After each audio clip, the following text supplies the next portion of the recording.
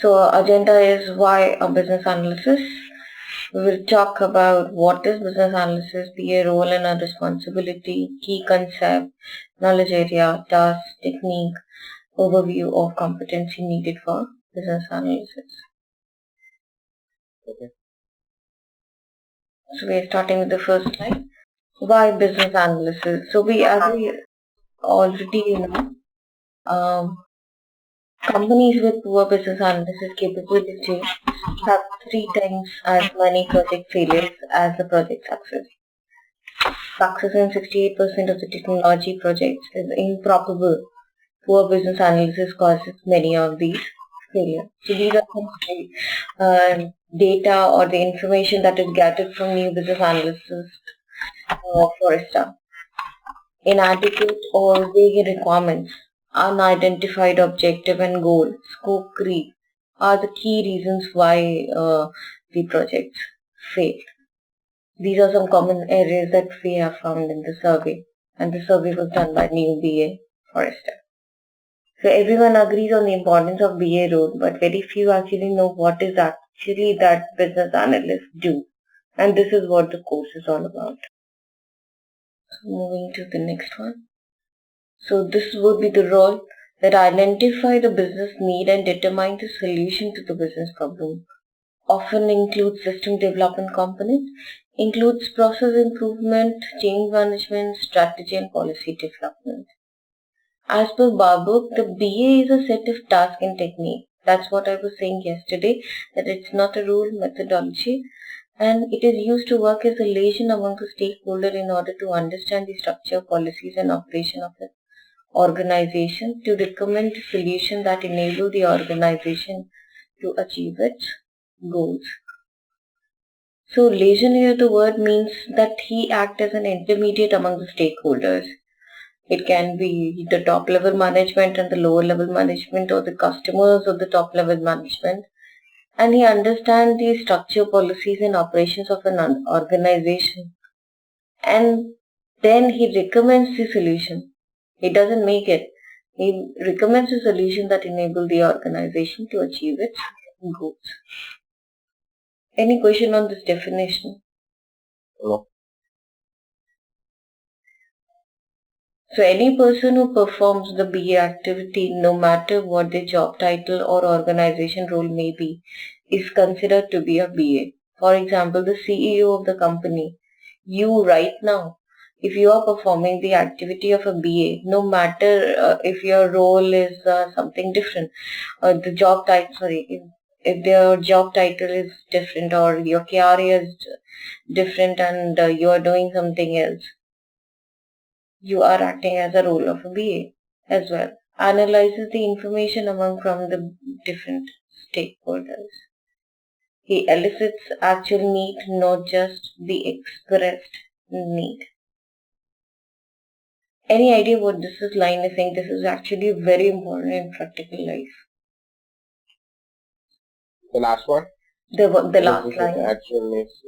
Not just the express need. When we interact with the when we go to the stakeholders for gathering the requirements,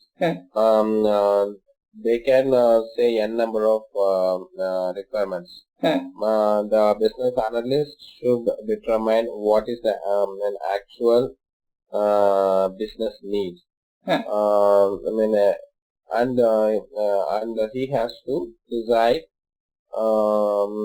what is the need, what is the feasible stuff which will come under the proposed cost, proposed technology, proposed resource and everything.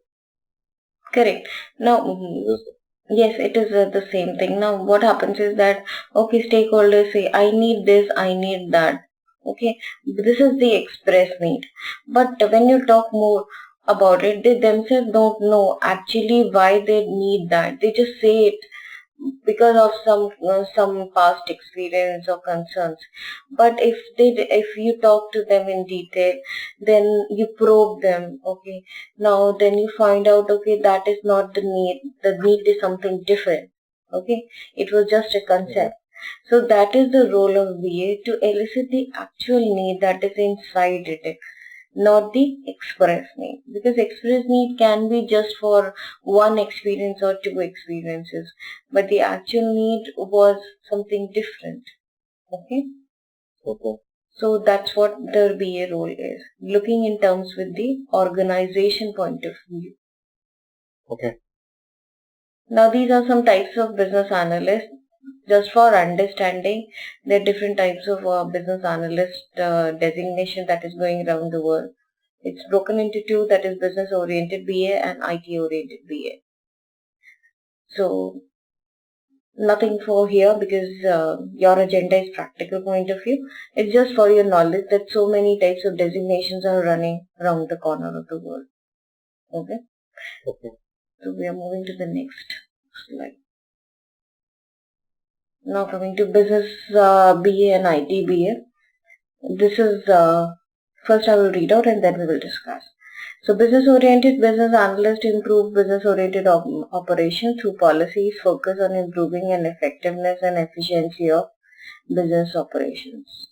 IT-oriented business analysts improve operations through changes in technology, how to leverage enabling technology to implement changes to business process, information and experiences. So when the focus is more onto IT technology, then you are an IT oriented BA. Otherwise, like for example, if you are in a construction company, then you don't go more into technology, but you are in a business oriented business analyst. Or when you are in a marketing industry, like for example, which you are in a sales profile, the target is to improve the sales of the organization, then you are a business oriented BA. So that is the whole concept about it. Nothing specific here. It's for understanding. Actually, this is building a basis for the BA course. Oh. Now here are some roles and responsibility. If you want to read this slide, it's just for understanding. Nothing as such specific. If you want to read it, take 2 minutes and just read it. But what I'm asking is this is there in the real life, is there no. Different roles like this? No. No? The roles this like okay. It's the exam yes. point of view? Yes, correct. First, the exam point of view. Second, to understand in the practical life scenarios or in the normal life, their BAs have different kinds of roles and responsibility. So this gives you an example. Okay, what BA can do. Like for example, if you read the responsibility of all the BA, business architect, business analyst, because when you submit your resume or when you go to the consultancies, they give you such kind of designation. So what is the difference between the two or three? So this slide gives you that understanding. Okay, the world talks about analyst, the world talks about architect. So what is the difference between the two? So just this is giving you an idea about it. That's it. Nothing in the exam point of view that okay, exam would never ask you what business architect do.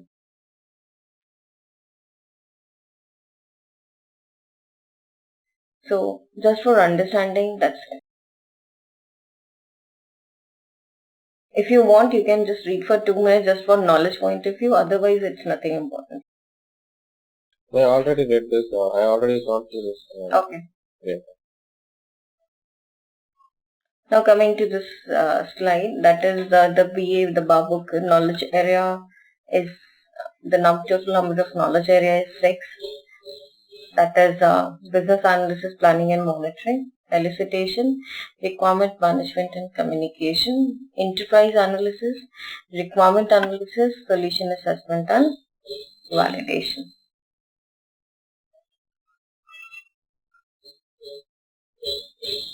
The same diagram which we have read in the last module coming again, because this is what is going to be broken up. Okay. Okay. Now there in the previous diagram there was one in the bottom, if you look, there is a rectangle which is underlying competency.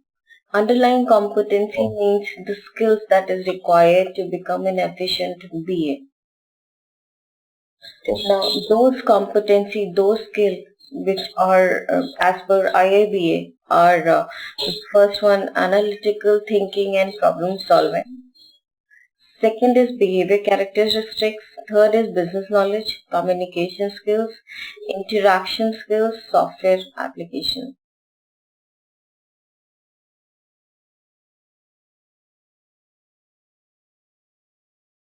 Now coming to the first one, competency. Analytical thinking and problem solving means that thinking logically. That okay, if this is a problem, this is a need, so why it is a need? What would be the impact? So thinking logically, not just out of the moon, okay, that because of Mr. XYZ has said this, this is a need. Understanding it rationally, solving the problems, conflict management, this comes here in analytical thinking. Then comes here, I'm just giving you a short introduction. In the coming slides, we are explaining more in detail. Okay. Behavior characteristics means that, okay, you should be sound professional behavior. If somebody asks you a report, you know where it is kept. It should not take 2 hours or 3 hours to search that report. You have professional behavior, you talk to everybody in a more professional way. Coming to business knowledge is self-explanatory, that I know my industry, I know my company, what is happening in my company, what are nicks and knacks, who is my competitor, for example, who are my peers, what are the best practices going on in the world, and what we are lacking behind, and so on. This comes under business knowledge. Communication skills, again, as a team, as a BA, you need to elicit it, you need to extract. Sometimes you communicate. So if my communication skill is not strong, I will not be able to prove out. I cannot talk to them more efficiently. I cannot extract the information. I cannot make the people do the job. So communication skills are important. And similarly, closely linked is interaction skills, that when you are taking a meeting, for example, you tend to you're talking, and it should not happen that you're talking and people are just listening. You do not give them the room. You should facilitate them that, okay, their idea should also come out. This is one of the example of a good interaction skill. Software applications, we know that, okay, if we are able to use Microsoft Project software or any software used for making the slides or making the presentations or reports, if I'm sound at it, then only I can understand, I can publish those reports. So these are the 6 major skills. Yeah, sorry. So these two, the difference between communication skills and interaction skills is like the communication skills is just in oral and written communication. Correct. Communicating the whatever kinds. Yes. Interaction is like how we interact with the team. Moving to the next one. So now they are breaking analytical thinking into subcategory, that is creative thinking, decision making, learning, problem solving, and system thinking. This is basically for exam point of view, but because the slide is in the course right now, so I'm just not stressing hard, but yes, I'm reading it. Analytical thinking and problem solving is divided into 6 buckets. That is, first is creative thinking, that is generating new ideas and alternate solution. That means thinking out of the box. That if any problem comes to you or if any need, you should explore out of the horizons as well. The unique thing should be in the agenda, out of the box. Creative thinking is thinking laterally. Then comes your decision making. Your one decision as a BA, the job of the BA is so crucial that one decision can make company into huge losses or profits. So your decision making should be very sound with respect to numbers, figures, why this decision has taken. There should be a very good deeper analysis. That's what decision making is talking here. Learning, that means you should continuously learn business domain functions, translate learning into deriving solutions. problem solving, defining and solving real problems. System thinking, how the people, process and technology within an organization interact with each other. Any question on analytical thinking and problem solving? No. Now comes behavior characteristics. That means it is divided into the three categories, that is ethics, trustworthiness and personal organization. Ethics, that means you follow the do's and don'ts of the organization. You gain the trust and respect, recognize when a proposed solution or requirement may present ethical difficulties. Trustworthiness, earning the trust. Personal organization, effectively manage the task and information. So it's broken into three. Any questions here, Rajesh? No. Okay. Business knowledge is broken into four subcategories. That is organizational knowledge first. I will go clockwise. Organizational knowledge means that I should know my organization well. What is my organization mission, vision, goals, objectives, what it is doing, and why this analysis, whatever the work is given to me, how it is related to my organizational benefits. Is it mapping to the goals and objectives? That is totally talking here. Then comes business principles and practices. That means understanding the fundamental of business principles. What are the best practices going on around the corner? Okay, because there are some rules that are followed. Let me take an example that if in leave policy, okay, there are different types of policies like the casual leave policy, maternity, medical leave policy. That is being practiced for every organization, be it your organization or my organization. The concept would be the same, the rules would be different. Okay, so this is some business principles and practice. I'm just giving you an example. So in every organization, similar organization, there would be some practices that are common in every organization. The terms and conditions can be different depending upon the size and complexity of that agenda. So I should know this because I should keep in mind when I'm doing my analysis. Then comes industry knowledge. I should know my competitors. I should know my peers. I should know what is happening in the industry. Because of being competitive in nature, right now the world is of competition, and the betterment or improvement. Then comes solution knowledge. I should know what my solution, that whatever I have proposed, I should know what it is. Or the existing solution. For example, the analysis was given to you for HR, inefficient HR process. So I should know the current HR process. Then only I can find the inefficiency in it and to improve it in a more better way. So first I should know the existing solution in a more detailed manner. Then only I can find what is the improvement, what are the next and max. Any question here?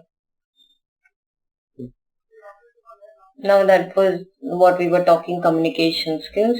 It is broken into three. Oral communication. Right now I'm doing oral communication as well.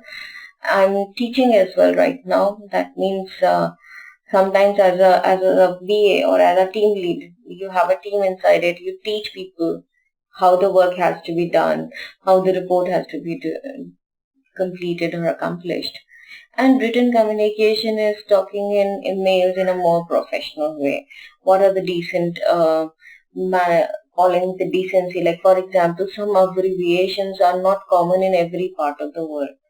Like I will share you one good scenario that I was teaching for use office productivity application to document and track requirements. Some specialized application can be your MSP, that is MSP 2013. That is a software used by project managers to track, or there can be a number of applications. It can be any requirement management tool. and so on. So you should know the software, you should know the applications which you are using it.